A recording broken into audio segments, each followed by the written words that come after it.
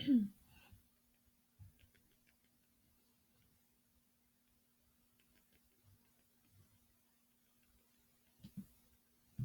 Claudius, published in 1934, is a novel by Robert Graves written as the autobiographical memoir of Tiberius Claudius Drusus Nero Germanicus, a man seen as a dull and insignificant member of ancient Rome's royal family until he becomes Emperor of Rome in 41 AD.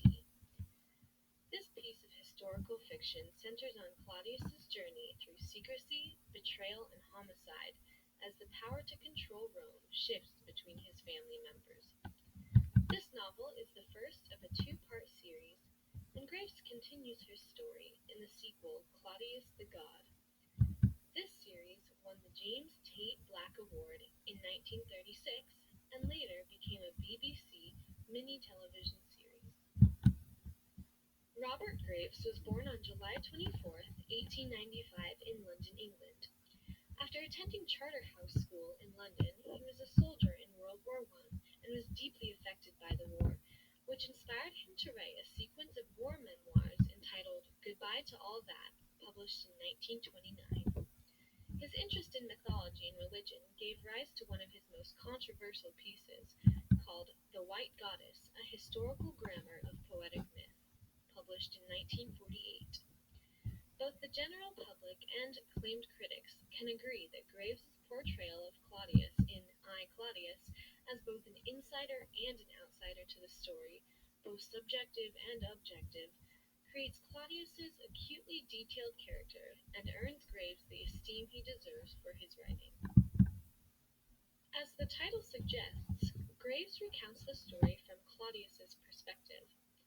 Claudius is the son of Nero Claudius Drusus and Antonia, and since he is seen as a stuttering, drooling fool to the rest of his royal family, he is able to quietly observe all of the complex behaviors of his relatives without anyone taking notice.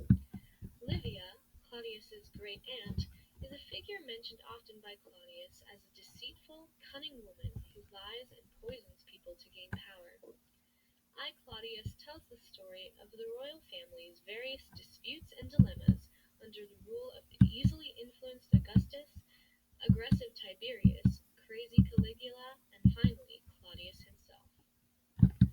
Throughout the novel, Graves conveys the message that history as it is written does not always portray people as they really are, because those who may have been categorized for their weaknesses were often capable of much more.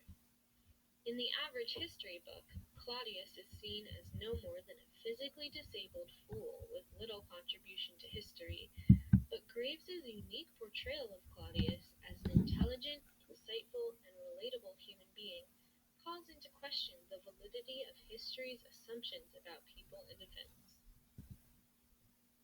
In what can easily be considered Robert Graves's most intriguing novel, I, Claudius, follow ancient Rome's royal family through trickery, treason, and murder as seen through the eyes of Tiberius Claudius Drusus Nero Germanicus, a man plagued by a prominent stutter and a tendency to drool, a man nobody would have guessed would rise to power and become Emperor of Rome.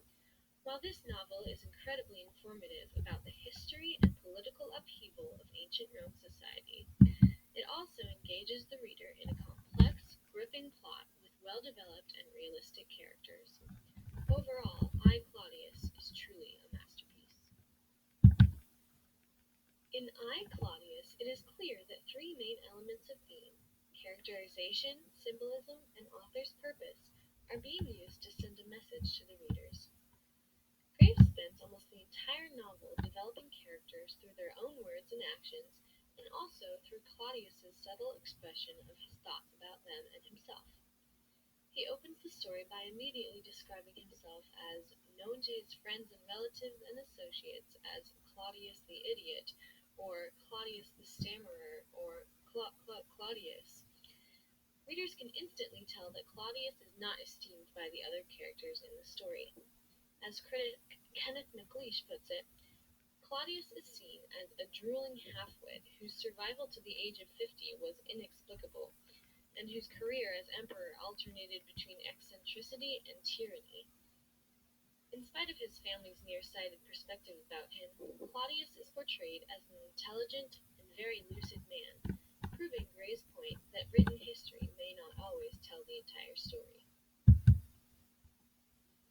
Symbolism is another important element of theme used to support Graves' message.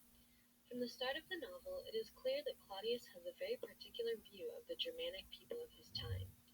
He explains, Germans seem to be an exceptionally nervous and quarrelsome people, and I cannot make up my mind whether there is any immediate chance of their becoming really civilized.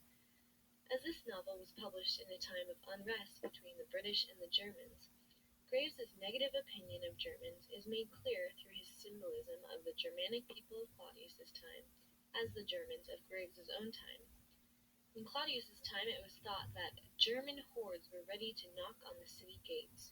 News and rumors of German barbarity spread. Evidently, symbolic connections can be seen between Claudius's cynical opinion of the Germans and Graves's subtly biased perspective. Lastly, author's purpose ties directly into the theme of I, Claudius. On the surface, it may seem as if Graves is merely retelling historical events in the form of a narrative, but a deeper look into the true purpose behind this novel reveals something much more complex. The way in which Graves depicts Claudius's character challenges the truth of history itself. He takes a figure who is seen as weak and makes him strong and profound, with strange, insightful comments such as, "The gift of independence, once granted, cannot be lightly taken away again." In a criticism on I, Claudius, Lois Kirchen asks, is a record of history always a fact just because it is written down, or might there be more to the story? Graves certainly demands that question be asked about the validity of history's opinion of Claudius, and this purpose for writing establishes the theme of the novel.